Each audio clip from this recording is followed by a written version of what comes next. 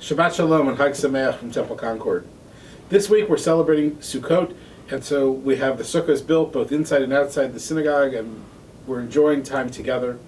On Shabbat we have an interesting situation. Because it's Sukkot, we actually read a special Torah reading for Sukkot. But on Shabbat afternoon, traditionally, it's not the Sukkot reading that's done, it's a different one.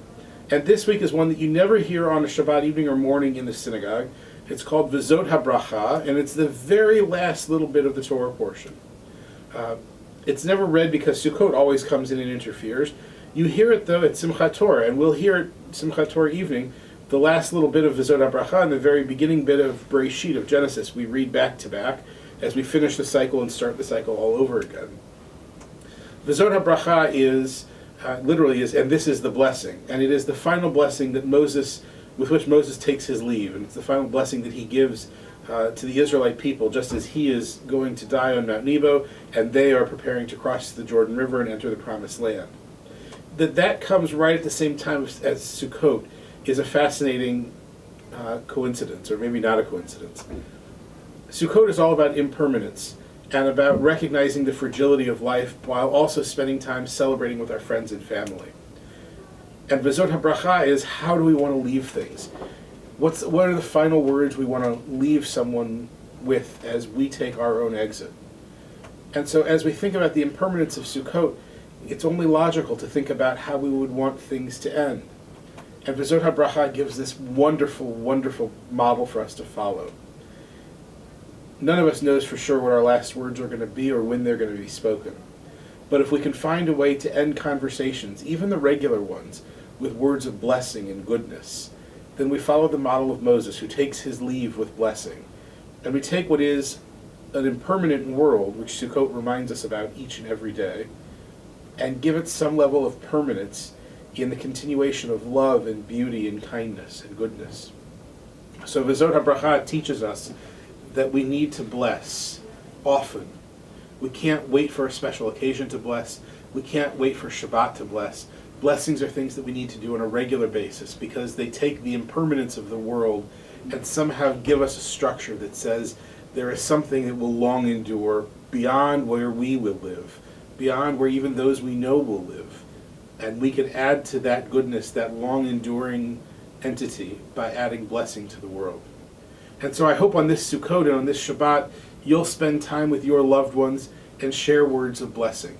There's no such thing as too many words of blessing or too many words of goodness. And something tells me that if you do that, you'll find that your own sense of self is heightened and raised, and the sense of joy you'll feel on the holiday and on Shabbat is also increased. So I invite you to offer words of bracha, of blessing, as you celebrate Sukkot and as you celebrate Shabbat. We have a lot going on at the temple, and all of those wonderful things will add, I hope, to the blessings of our lives. Friday evening we have our Sukkot dinner, which will take place at 6 o'clock here at the temple. Please call the temple office to make a reservation. Friday evening Shabbat services will be at 7:30 p.m. Saturday morning, of course, we have text study at 9, Torah study at 10, and Shabbat morning services at 11. On Sunday morning, the first in our Jewish History Through Cooking series will begin. For the first one, we don't really need reservations. Going forward, we will. We're going to be making two biblical foods. We're going to be making matzah, which we all know, but we're also going to be making manna. And manna is one of those things that people really say, really, you can make that? And the answer is yes. There actually are bits of the recipe in Torah, and we can figure it out. I'll be teaching the class alongside Steve Samuels, a local chef, and we'll be doing all sorts of interesting things throughout the year, but I invite you to join us Sunday morning. That will be at 10:30. Our religious school, of course, will be going from 9 to noon. On Monday morning, we will have our final Sukkot and Shmini Atzeret services along with Yizkor. That will take place at 11. And on Monday afternoon at 5:30, we have our annual new member dinner. We welcome all of our new members as well as our continuing members. So if you'd like to join us for that, again, please call the temple office. And at 7 o'clock, we'll have Simchat Torah, a celebration of the Torah. We'll finish reading the last lines of Deuteronomy and begin reading the first lines of Genesis, of Bereshit.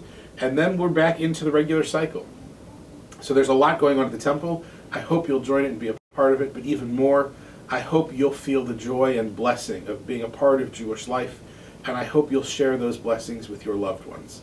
Shabbat Shalom for now. Look forward to seeing you at the temple.